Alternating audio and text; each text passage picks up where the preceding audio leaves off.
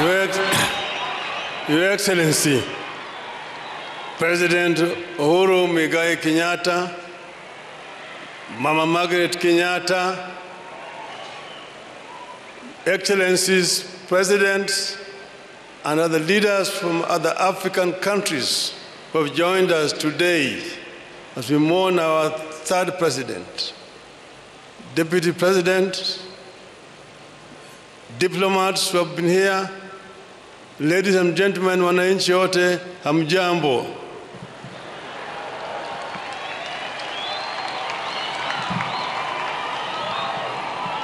Your Excellency, I know that many of us will share my plight today.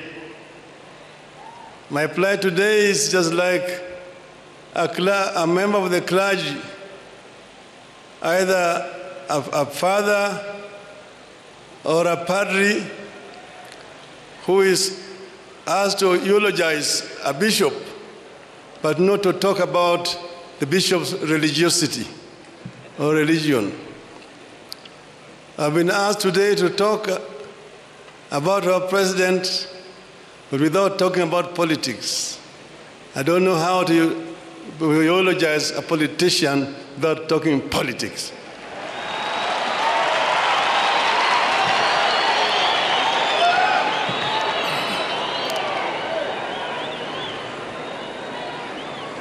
The family of Mwai Kibaki, led by Jimmy, we are all with you as the nation of Kenya at this very, very sad moment when we say farewell to a great Kenyan patriot, Emilio Mwai Kibaki. But then, how did Mwai Kibaki come into where he came into?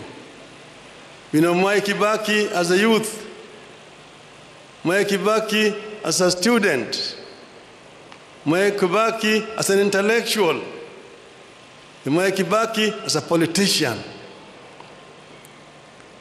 The story was told to us by Jaramogi and Mwai that after KANU was formed in Kirigiti Stadium in 1960, our draft constitution had been presented there, had been prepared by the one Mr. Ojino Okeo,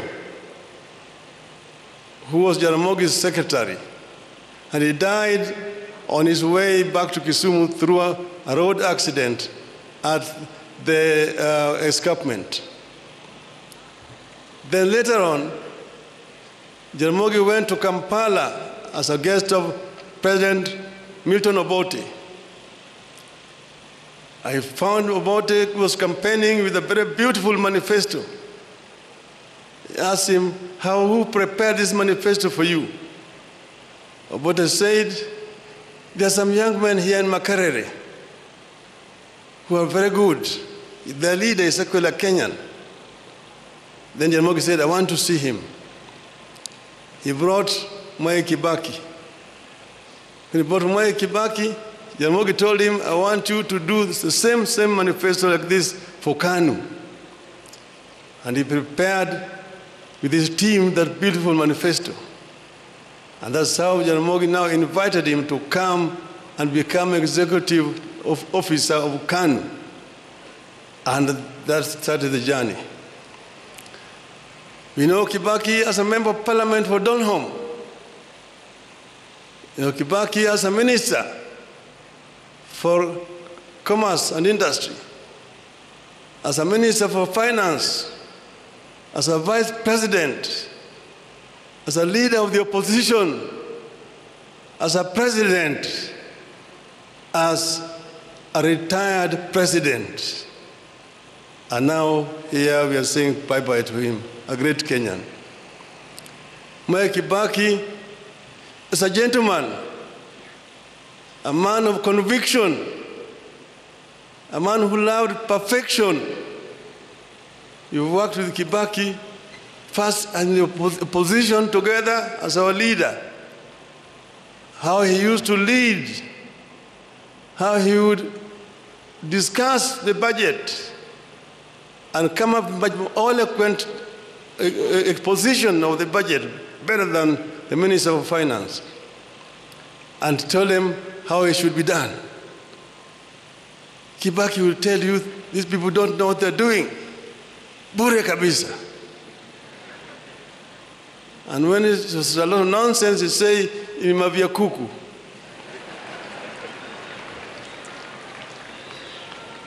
But he was a gentleman by excellence.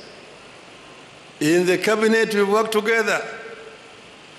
He would allow a lot of debate in the cabinet. And he also gave the ministers a lot of authority and power to run their ministries, so long as you do not get yourself involved in graft. The biggest enemy of corruption, Mwai Kibaki. And nobody is indispensable when it came to issues of corruption. So we have learned a lot from Mwai Kibaki.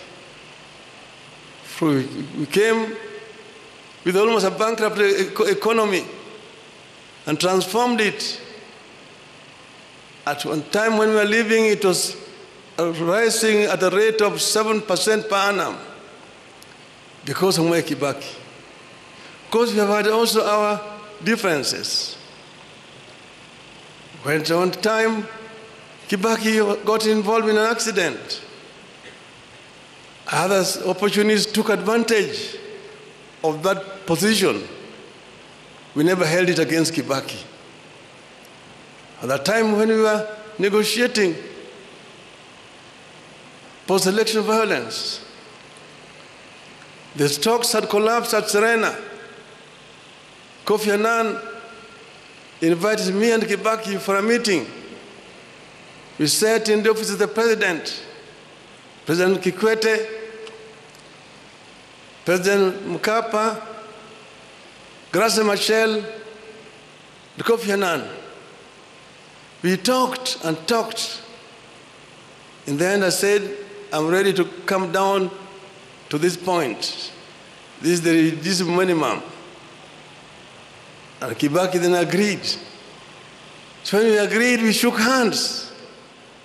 After shaking hands, the other people now wanted to come into the room to try to persuade him not to agree. He told them, tumemaliza kila kitu. Sasa hakuna kitu tena, tunakwenda kuongea na dunia sasa. And we came out and shook hands with Mwai Kibaki, and he kept those words. There were differences sometimes in the course of running the government, but all of them were able to resolve them amicably. So in retirement, we will continue to remain friends. Each time he has been an advisor to me in many ways. So I've truly lost a friend. The country of Kenya has lost a true patriot, a great leader, whose value will only be known with the time as time continues to unfold. Mwai Kibaki, Emilio Mwai Kibaki, rest in peace, rest in eternal peace. I bring finally also to you people condolences of the Kenyans in diaspora around the world who are not able to be with you here today. Thank you very much.